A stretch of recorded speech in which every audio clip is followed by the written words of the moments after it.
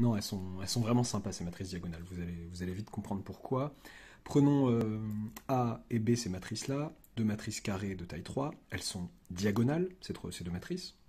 Je rappelle qu'une matrice diagonale, une matrice carrée de taille n est dite diagonale lorsque ses seuls éléments éventuellement non nuls se situent sur la diagonale. Autrement dit, tous les éléments hors diagonale sont nuls. Il se pourrait que je mette un 0 ici, hein. J'ai le droit de mettre un 0 à la place de ce moins 1 ici, et ça reste une matrice diagonale, bien sûr. Pareil pour la matrice B, donc c'est une matrice diagonale aussi. Et ce qui va nous intéresser, c'est le produit AB. Quand on fait le produit AB, qu'est-ce que ça fait? Donc je fais le produit AB ligne-colonne.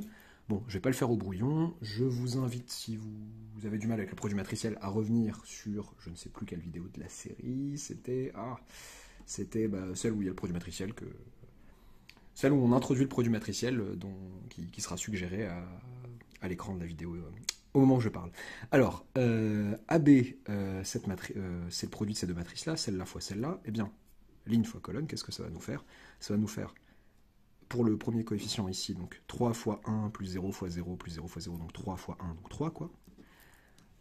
Le coef ici, 0. 3 fois 0 plus 0 fois 7 plus 0 fois 0, donc 0.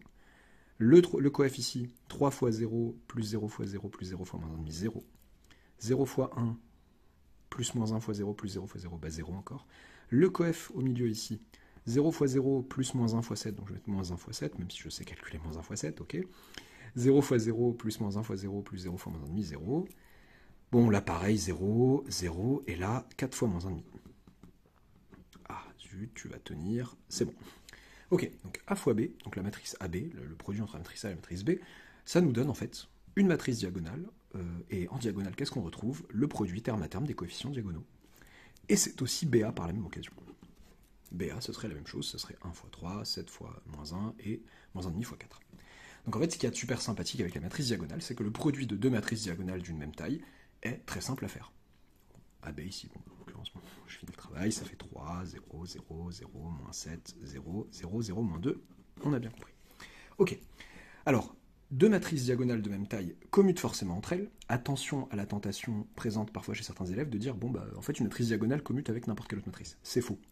C'est faux, une matrice diagonale quelconque ne commute pas forcément avec toutes les autres matrices. Mais deux matrices diagonales entre elles commutent forcément.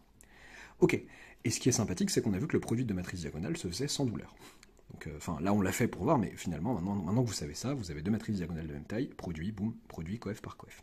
Ce qui rend encore plus sympathique autre chose, à savoir le calcul de puissance d'une matrice.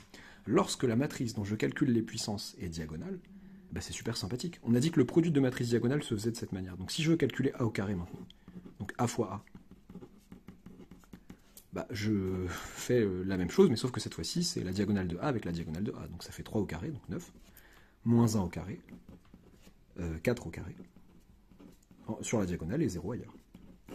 Et par récurrence immédiate, on peut montrer facilement que, quel que soit n appartenant à grand N, en fait, A puissance n est égal, en fait, à 3 puissance n, moins 1 le tout à la puissance n, qu'il ne faut bien sûr pas confondre avec moins 1 puissance n, attention à ça, 4 puissance n, et 0 ailleurs. Donc lorsque je veux calculer les puissances d'une matrice et qu'il se trouve qu'elle est diagonale, eh bien c'est génial. Alors, j'ai mis quel que soit n appartenant à grand N. La prudence aurait peut-être incité à mettre n étoiles, parce que pour A c'est vrai, pour A2, pour A3, mais pour A puissance 0, est-ce que c'est vrai? Eh bien, bah oui, c'est valable pour n égale 0. Je vous invite à revoir la vidéo précédente si vous ne voyez pas pourquoi, parce qu'en fait, A puissance 0, on a dit, par convention, c'est la matrice identité. 3 puissance 0, ça fait 1, moins 1 puissance 0, ça fait 1, 4 puissance 0, ça fait 1, et je retrouve bien la matrice identité. Qu'est-ce que je voulais dire? Et donc oui, voilà, donc ce côté très sympathique qui est généralisé, qui est vrai en taille quelconque, hein, pour une matrice carrée de taille quelconque, eh bien, nous donne envie, en fait, de nous ramener, on verra comment. Le plus possible, lorsqu'on a des puissances de matrices à calculer, lorsque c'est possible de se ramener à des matrices diagonales, je suis un peu énigmatique là-dessus pour l'instant, eh bien, on essaye de s'y ramener pour pouvoir calculer sans douleur, de manière moins douloureuse en tout cas, les puissances successives de la matrice.